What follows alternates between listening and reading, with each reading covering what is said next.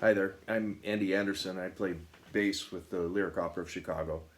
And I was just talking to my students this morning. I teach a high school orchestra, and it's very difficult during this time when you don't get to see them in person.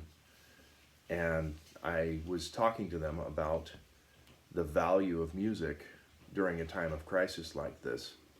And my first reaction as a musician is to wonder at the value of what I do. I always reconsider it. You know, am I going to get to keep going doing this thing I love when people don't have money to pay for music, to pay for performances and things like that.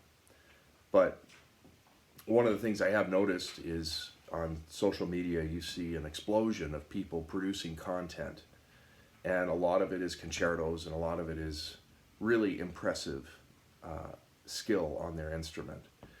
And one of the things I've found myself producing during this time has not been that, actually. It's been very simple songs that I've played my whole life as part of my religious community, as part of a church community, and hymns and things like that.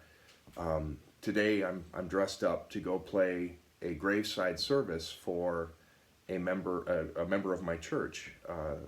One of my really close friends' grandma's died, and we can't have very many people at the service, and they asked if I would come and play a few hymns at the graveside service.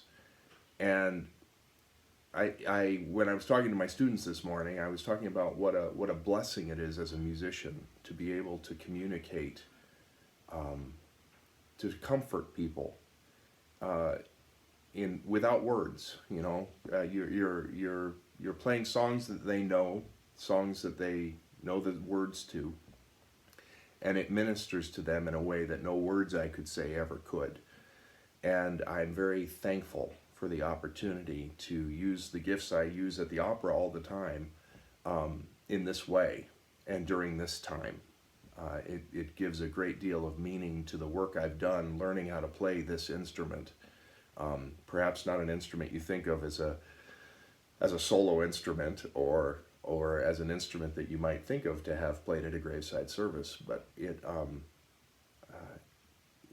actually works very well. The bass sounds a lot like a human voice.